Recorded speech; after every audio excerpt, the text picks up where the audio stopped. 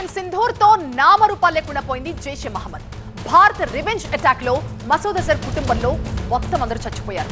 ఈ దాడిలో మసూద్ అజర్ సోదరి మౌలానా కషాఫ్ కుటుంబంతో కలిపి మొత్తం 14 మంది ప్రాణాలు కోల్పోయారు. దీంతో ఈ దాడిలో తాను కూడా చనిపోతే బాగుండని ఏడుస్తున్నాడంట మసూద్ అజర్. అయితే చింత చచ్చినా పులుపు చావలేదన్నట్లుగా మోదీపై విషం కక్కుతూ ఒక లేఖ కూడా విడుదల చేశాడు. ప్రధాని మోదీ అన్ని నియమాలు ఉల్లంఘించేశారట అంటూ ఆక్రోశాన్ని వెలగక్కాడు. భారత్ పై ప్రతీకారం తీర్చుకుంటాం, ఇకపై జాలి చూపను అంటూ మసూద్ బీరాలు పోతున్నాడు. అయితే మసూద్ అజర్ ఇప్పుడు ఎక్కడున్నాడు? ఎప్పుడు హై సెక్యూరిటీ కల్పించే పాకిస్తాన్ ప్రభుత్వమే అతనికి సెక్యూరిటీ కల్పించిందా లేక ఇంకెక్కడైనా దాక్కున్నాడా అన్నది తెలియాల్సింది. ఇటు మసూద్ అజర్ పై భారత ఆర్మీ మాజీ చీఫ్ జనరల్ మనోజ్ ముకుంద్ నరవణే సంచలన పోస్ట్ చేయడం ఇప్పుడు హాట్ టాపిక్ గా మారింది. పిక్చర్ అభి బాకీ హై అంటూ సినిమా ఇప్పుడే అయిపోలేదంటూ ఆయన చేసిన పోస్ట్ ఇప్పుడు వైరల్ గా మారింది. మనోజ్ ముకుంద్ కామెంట్స్ వెనుక అంతరార్థం ఏంటి అన్న చర్చ నడుస్తోంది.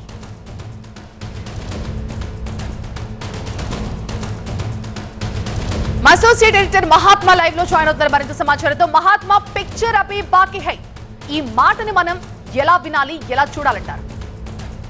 ఇంకా అసలు కథ మిగిలే ఉంది అని దీని అర్థం. ఇప్పుడు చేపట్టిన ఆపరేషన్ సింధూర్ ప్రారంభం మాత్రమే, ఆపరేషన్ ఇంకా కొనసాగుతుంది, అది ముగియలేదు. ఎందుకంటే పాకిస్తాన్ ఉగ్రవాద దేశం అన్నది యావత్ ప్రపంచానికి తెలుసు. అనేక ఉగ్రవాద సంస్థల్ని లష్కరే తోయిబా, జైషే మహమ్మద్, హిజ్బుల్ ముజాహిద్దీన్ ఇలా అనేక ఉగ్రవాద సంస్థల్ని పెంచి పోషించి ఇప్పటికీ కూడా వాటి ఆలన పాలన అంతా కూడా ఆ దేశ ప్రభుత్వము, మిలిటరీ, ఇంటెలిజెన్స్ ఏజెన్సీ ఐఎస్ఐ వీళ్ళే చూసుకుంటున్నారు. బహావల్పూర్ పంజాబ్ అంటే పాకిస్తాన్లోని పంజాబ్ ప్రాంతంలో ఉన్న పట్టణం ఈ జైషే మహమ్మద్ ఉగ్రవాద సంస్థకి హెడ్ క్వార్టర్.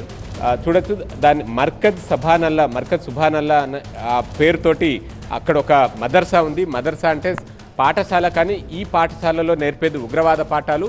దాదాపు 600 మంది ఉగ్రవాదులు ఉండడానికి తగిన క్యాంపస్, అంటే వాళ్ళు ఉండడానికి రెసిడెన్సీ ఉంది, వాళ్ళకి కావాల్సిన శిక్షణనిచ్చే ఫెసిలిటీస్ ఉన్నాయి, వారిని మైండ్ వాష్ చేయడానికి తగిన మెటీరియల్ ఇదంతా కూడా ఈ మర్కజ్ సుబానల్లాలో ఉంది. అది దాడికి ముందు ఎలా ఉండింది, భారత ఎయిర్ స్ట్రైక్స్ తర్వాత, మిసైల్ అటాక్ తర్వాత ఎలా విధ్వంసానికి గురైంది అన్న దృశ్యాలు మనం ఇక్కడ స్క్రీన్ మీద చూస్తున్నాం. మొత్తం ఈ దాడిలో ఒక్క జైషే మహమ్మద్ చీఫ్ మసూద్ అజర్ మినహాయిస్తే ఆయన కుటుంబ సభ్యులు దాదాపు అందరూ కూడా అంతమైన పరిస్థితి కనిపిస్తోంది. దాదాపు 10 మంది చనిపోయినట్లు సమాచారం ఉంది. అందులో జైషే మహమ్మద్లో నెంబర్ 2గా వ్యవహరిస్తున్న అస్గర్, ముఫ్తీ అస్గర్గా అతని పేరుంది, అతను చనిపోయాడు. అలాగే మౌలానా అమర్ చనిపోయాడు. ఇంకా సోదరి మసూద్ అజర్ సోదరి కూడా చనిపోయింది. మరికొంతమంది సన్నిహితులు, మొత్తంగా 14 మంది ఈ ఒక్క లొకేషన్లో చనిపోయారు. ఇంకా ఓవరాల్గా జరిపిన 9 ప్రదేశాల్లో ఏకకాలంలో 25 నిమిషాల పాటు నిర్వహించిన దాడుల్లో 100 మందికి పైగా ఉగ్రవాదులు చనిపోయినట్లుగా భారత సైన్యం ప్రకటిస్తుంది. ఇదంతా కూడా ఇక్కడితోటే ముగియలేదు. ఎందుకంటే భారత్ ఉగ్రవాదంపై పోరులో భాగంగానే ఇదంతా చేసింది. ఇది యుద్ధం కాదు, భారత్ మొదలుపెట్టలేదు, మొదలుపెట్టింది పాకిస్తాన్. పహల్గామ్ ఉగ్రదాడి రూపంలో మొదలుపెట్టిందే పాకిస్తాన్. దానికి ప్రతిచర్యగా ఉగ్ర స్థావరాలను మాత్రమే లక్ష్యంగా చేసుకుని భారత్ ఈ దాడులకు పాల్పడి జైషే మహమ్మద్ విడుదల చేసిన లేఖలో ఆయన ఏమైతే మాట్లాడాడో చాలా హాస్యాస్పదంగా ఉంది. 26 కుటుంబాల్లో 26 మందిని చంపేసి 26 కుటుంబాల్ని కన్నీటి సంద్రంలో ముంచేసి వాళ్ళ తన కుటుంబం చనిపోయేటప్పటికీ నేను కూడా చనిపోతే బాగుండు అనుకోవడం, అండ్ మోదీ అన్ని నియమాలు ఉల్లంఘించారంటూ నియమాల గురించి మసూద్ మాట్లాడటం చాలా హాస్యాస్పదంగా ఉంది. ఎగ్జాక్ట్లీ 2019లో పుల్వామా ఆత్మాహుతి దాడికి పథక రచన చేసి వారికి శిక్షణనిచ్చింది కూడా ఇదే లొకేషన్లో. అండ్ పుల్వామా దాడి మాత్రమే కాదు, ఇంకా అనేక ఉగ్రదాడులకు ఇదే స్థావరంగా మారింది. అటువంటి ఎంతోమంది అమాయకుల ప్రాణాలు, భారత సైనికులు, పారామిలిటరీ బలగాల ప్రాణాలను బలి తీసుకున్న జైషే మహమ్మద్ సంస్థ ఈ తరహా ప్రకటన చేయడం నిజంగా హాస్యాస్పదమే. దానికి ఇంతకాలం పాటు వారు చేసిన పాపాలకు తగిన ప్రతిఫలం ఈరోజు అందింది. అయితే అసలైన నేత జైషే మహమ్మద్ చీఫ్ మసూద్ అజర్ ఇంకా ప్రాణాలతో బ్రతికే ఉన్నాడు. అతన్ని అంతమొందించినప్పుడే ఈ పిక్చర్, ఈ కథ పూర్తయినట్టుగా మనం భావించవచ్చు. రైట్ మహాత్మా. ఉగ్రదాడులకు భారత్ ప్రతీకారం తీర్చుకుంటోంది. అది 2016 యూరిస్ అటాక్ అయినా, 2019 పుల్వామా దాడులైనా, ఇప్పటి పెహల్గామ్ ఉగ్రదాడులైనా లెక్కకు లెక్క సరి చేస్తోంది భారత్. పెహల్గామ్ లో జరిగిన ఉగ్రవాద దాడికి ప్రతీకారం తీర్చుకుంటామని చెప్పి మరీ అటాక్ చేసింది భారత్. దీంతో ఆపరేషన్ సింధూర్ తో ప్రపంచానికి భారత్ ఏం చెప్పాలనుకుంటోంది? ఇప్పుడు ఇదే అంశం చర్చనీయాంశమైంది. పెహల్గాం ఉగ్రదాడితో భారత్ ఎమోషనల్ అయింది. భర్తలను కోల్పోయిన భార్యల ఆర్తనాదాలతో రక్తం మరిగిపోయింది. భారత మహిళల నుదుట సింధూరాన్ని తుడిచేసిన ఉగ్రమూకలను తుదముట్టించేందుకు ఆపరేషన్ సింధూర్ పేరుతో 100 మందికి పైగా ఉగ్రవాదులను సమాధి చేసింది. అంతేకాదు నారీ శక్తిని చాటుతూ మహిళా సైనికాధికారులు colonel Sofiya Qureshi, wing commander Vyomika Singh తో ఆపరేషన్ సింధూర్ పై ప్రెజెంటేషన్ ఇప్పించారు. దీంతో కొత్త చర్చ మొదలైంది. మహిళా అధికారులతోనే ఎందుకు ప్రెజెంటేషన్, ఏంటి దీనికి సంకేతం అన్నది హాట్ టాపిక్ గా మారింది. మాతో పెట్టుకుంటే మామూలుగా ఉండదన్న సంకేతాలను ప్రపంచ దేశాలకు భారత్ ఇస్తోందా అన్న చర్చ ఊపందుకుంది. టీవీ9 బ్యూరో చీఫ్ గోపితో మాట్లాడదాం. గోపీకృష్ణ, ఆపరేషన్ కి పెట్టిన పేరు దగ్గర నుంచి విమెన్ ఆఫీసర్స్ తో ప్రెజెంటేషన్ ఇప్పించడం దగ్గర నుంచి ప్రతిదీ కూడా ఇప్పుడు చర్చనీయాంశమైంది. సో ఎలాంటి సందేశం ఇస్తోంది భారత్ అటు పాకిస్తాన్ కి గానీ ఇటు ప్రపంచానికి గానీ? ఎస్, ఉగ్రవాదంపై ఏమాత్రం మేము వెనక్కి తగ్గేది లేదు. ఉగ్రవాదాన్ని అణచివేసేందుకు ఎలాంటి చర్యలకైనా మేము సిద్ధమన్న సందేశాన్ని భారత ప్రభుత్వం యావత్ ప్రపంచానికి ఇవ్వడం జరిగింది.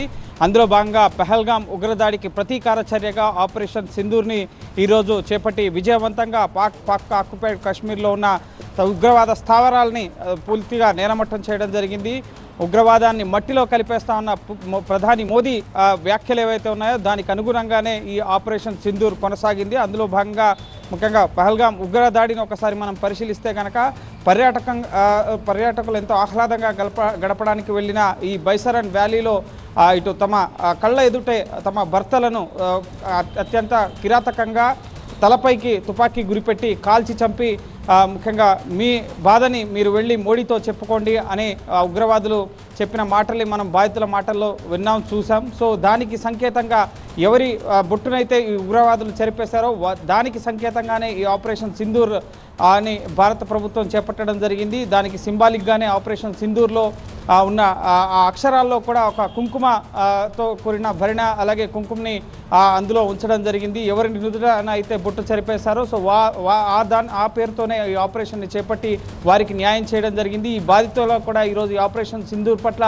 హర్షం వ్యక్తం చేస్తూ మా భర్తలు చనిపోయిన దానికి ముఖ్యంగా నిజమైన నివాళి భారత ప్రభుత్వం సరైన చర్య తీసుకుంది అని చెప్పి వారు కూడా కేంద్ర ప్రభుత్వ చర్యని ఆర్మీ స్ట్రైక్స్ని అభినందించడం జరిగింది. వారికి న్యాయం జరిగింది, వారు ఎక్కడున్నా కూడా వారి ఆత్మ శాంతిస్తుందని చెప్పి బాధిత మహిళలంతా కూడా ఈరోజు స్పందించిన పరిస్థితి. అలాగే ప్రపంచానికి కూడా భారత సైనిక సంపత్తి ఎక్కడా కూడా ఏ విషయంలో కూడా భారత భాగస్వామ్యాలను కోరుకుంటుంది కానీ ఉపదేశాలు ఇచ్చేవారిని కాదు.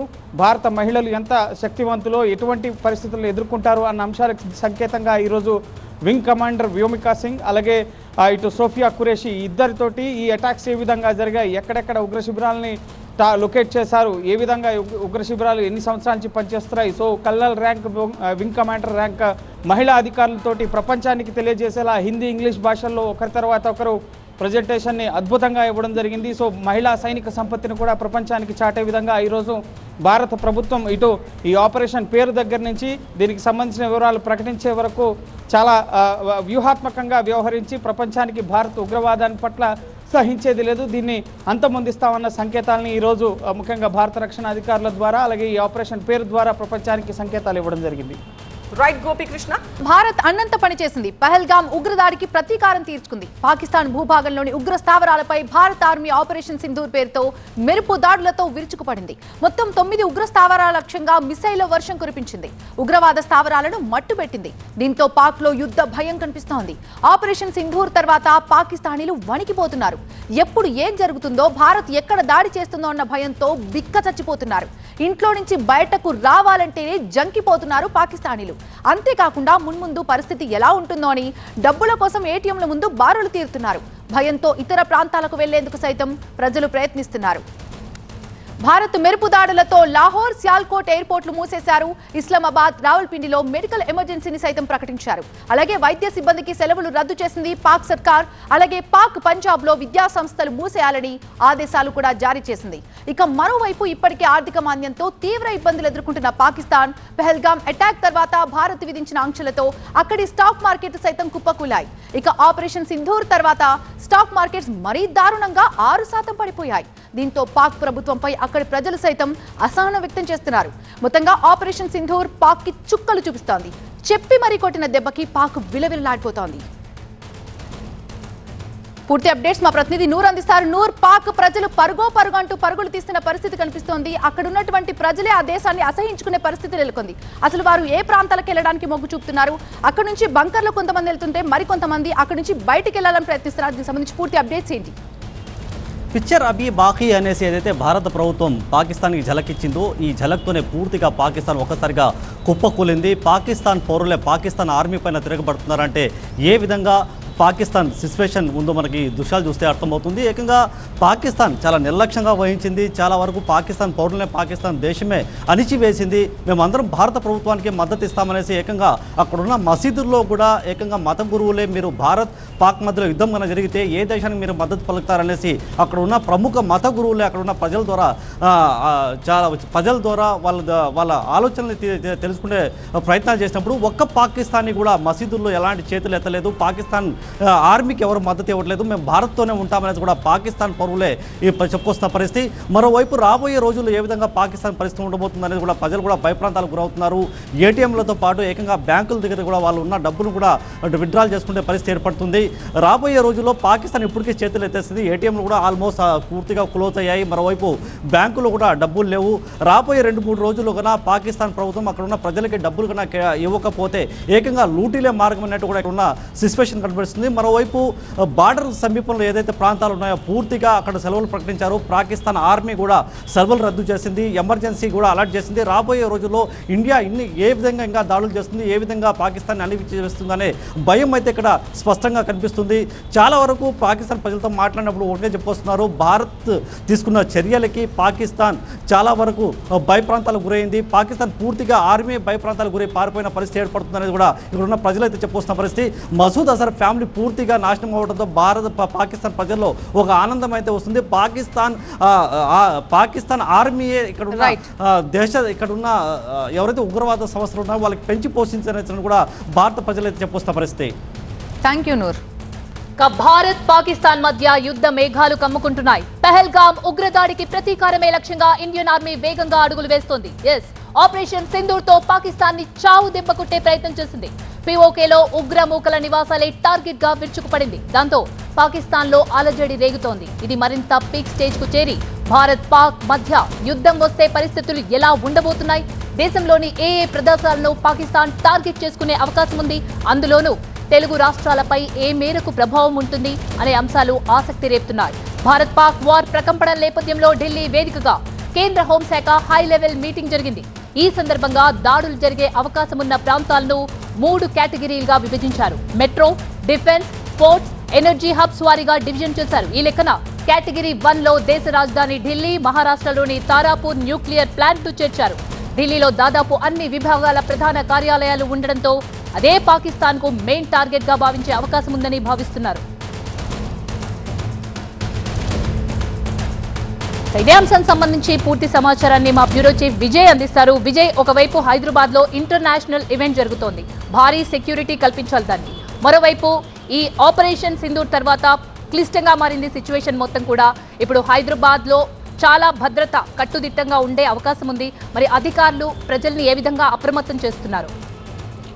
హైదరాబాద్ సెంట్రల్ ఏదైతే కేటగిరీ వైజ్గా ఇచ్చిందో అది 2వ స్థానం ఉంది. హైదరాబాద్ మొదటి నుంచి కూడా కొంత గతంలో ఇక్కడ స్లీపర్ సెల్స్ కావచ్చు, గతంలో ఇక్కడ జరిగిన బ్లాస్ట్ నేపథ్యంలో కొంత ఫోకస్ ఎక్కువగా ఉంది. గతంలో జైషే మహమ్మద్ చెందినటువంటి అజర్ మహమ్మద్ చేసినటువంటి కామెంట్స్లో కూడా కాశ్మీర్తో పాటుగా హైదరాబాద్ను కూడా తాము ఆక్రమించుకోవడాన్ని చేసిన వ్యాఖ్యల నేపథ్యంలో హైదరాబాద్లో ఈరోజు జరిగినటువంటి మాక్డ్రిల్ కావచ్చు, లేదంటే మొదటి నుంచి కూడా హైదరాబాద్ కొంత సెన్సిటివ్ ఏరియా. హైదరాబాద్లో కొంత గతంలో ఉన్న స్లీపర్ సెల్స్ కావచ్చు, గతంలో జరిగినటువంటి కొన్ని బాంబ్ బ్లాస్ట్ దృష్ట్యా ఇక్కడ ప్రత్యేకమైన ఫోకస్ ఉంటుంది. దాంతోపాటు హైదరాబాద్ బేసిక్గానే ఇక్కడ కొంత దేశ రక్షణకు సంబంధించిన సంస్థలు డిఆర్డిఓ కావచ్చు, దాదాపు అనేక సంస్థలు బిహెచ్ఎల్ లాంటి సంస్థలు కావచ్చు, దాదాపు ఒక 12 కేంద్రానికి సంబంధించి రక్షణ శాఖకు సంబంధించినటువంటి సంస్థలున్నాయి. దేశానికి సంబంధించినటువంటి క్షిపణులు కావచ్చు, రాకెట్ల తయారీకి సంబంధించినటువంటి అనేక సంస్థలు కూడా ఇక్కడ ఉన్న నేపథ్యంలో వీటిపైన స్పెషల్ ఫోకస్ ఉంది. గతంలో అనేక ఇన్సిడెంట్స్ హైదరాబాద్ కేంద్రంగా జరిగాయి. పాకిస్తాన్ నుంచి దాదాపుగా దొంగతనంగా వచ్చి హైదరాబాద్లో బ్లాస్ట్ చేసి వెళ్ళిపోయిన సందర్భాలు కూడా జైషే మహమ్మద్ సంబంధించిన వాళ్ళు కావచ్చు, లష్కర్ తోయిబాకి సంబంధించిన వాళ్ళు కూడా ఇక్కడికి వచ్చి షెల్టర్ తీసుకొని బ్లాస్టులు చేసి ఇక్కడికి వెళ్ళిపోయారు. కాబట్టి ఫోకస్గా పోలీసులు అయితే ఉన్నారు. హైదరాబాద్లో దాదాపు 3 కమిషనరేట్ కలిపి కూడా సెంట్రిక్ చేస్తూ అన్ని సీసీ కెమెరాలు కూడా ICCC అటాచ్ చేయాలంటూ కూడా ఈరోజు రాష్ట్ర ముఖ్యమంత్రి ఆదేశాలు జారీ చేశారు. ఎట్టి పరిస్థితుల్లో ఒకవేళ యుద్ధం అంటూ వచ్చినా కూడా హైదరాబాద్ ప్రత్యేకంగా కేటగిరీ 2లో ఉంది కాబట్టి ఇక్కడ కేంద్రానికి సంబంధించినటువంటి అనేక సంస్థలు ఉన్నాయి కాబట్టి వాటికి ప్రత్యేక రక్షణ కల్పిస్తున్నాయి. హైదరాబాద్లో మాబ్ ఏరియా అంటే చాలామంది పబ్లిక్ ఏరియాలో కూడా పెద్ద ఎత్తున ఒకవేళ దాడులకు పాల్పడే ఛాన్స్ ఉన్న నేపథ్యంలో ప్రతి చోట కూడా క్షుణ్ణంగా సీసీ కెమెరాలు ఏర్పాటు చేస్తారు. హైదరాబాద్ సిటీ మొత్తం 6 లక్షల సీసీ కెమెరాలు ఉన్నాయని చెప్పి ఇప్పటికే ప్రభుత్వం చెప్తున్న నేపథ్యంలో వాటన్నింటి కూడా ICCCకి కనెక్ట్ చేసి ఒక క్లియర్గా ఎక్కడైతే కేంద్ర సంస్థలకు సంబంధించిన సెక్యూరిటీతో పాటుగా పబ్లిక్ కూడా పూర్తి స్థాయిలో ఎవరు ప్యానిక్కి గురి కావద్దు, అందరూ కూడా అలర్ట్గా ఉండాలి. ఈరోజు జరిగిన డ్రిల్ కేవలం అలర్ట్ కోసం మాత్రమే. ఒకవేళ నిజంగానే యుద్ధం అంటూ వస్తే మాత్రం పూర్తి స్థాయిలో పోలీసులు కావచ్చు, సైన్యం పూర్తి స్థాయిలో అండగా ఉంటుందని మాత్రం చెప్తున్నారు. హైదరాబాద్ అయితే స్పెషల్ ఫోకస్గా ఉంది. కేటగిరీ 2లో ఉన్నప్పటికీ కూడా ఇక్కడ ఉన్నటువంటి కేంద్ర రక్షణ శాఖకు సంబంధించినటువంటి తయారీలో ఉపయోగపడే అనేక సంస్థలు ఇక్కడ నేపథ్యంలో కొంత స్పెషల్గా ఫోకస్గా అయితే హైదరాబాద్ ఉన్న పరిస్థితి కనిపిస్తుంది. రైట్ విజయ్. బయటికి హైదరాబాదే కాదు, యుద్ధం వస్తే కేటగిరీ 2 హిట్ లిస్ట్ లో విశాఖపట్నం కూడా ఉండడం హాట్ టాపిక్ గా మారుతోంది. విశాఖలోను భారత రక్షణ రంగానికి చెందిన సంస్థలు ఉండడంతో కీలకంగా స్థానాన్ని సంపాదించింది. ప్రధానంగా విశాఖ తూర్పు నౌకా కమాండర్ కు ప్రధాన కేంద్రంగా ఉంది. ఇది ఇండియన్ నేవీలో అతి ముఖ్యమైన కమాండ్లలో ఒకటిగా ఉంది. దీని ద్వారా తూర్పు తీరం, బంగాళాఖాతంలో సముద్ర రక్షణ కార్యకలాపాలు నిర్వహించబడతాయి.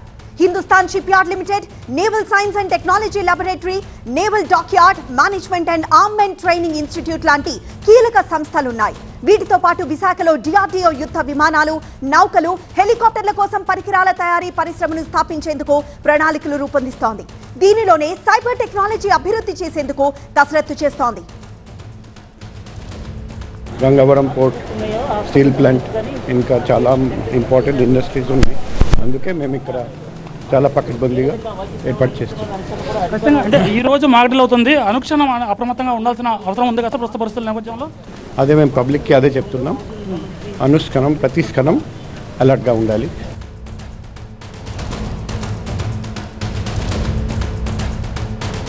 రైట్, సో యుద్ధం వస్తే ఇప్పుడు కేటగిరీ 2 హిట్ లిస్ట్ లో విశాఖపట్నం కూడా ఉంది.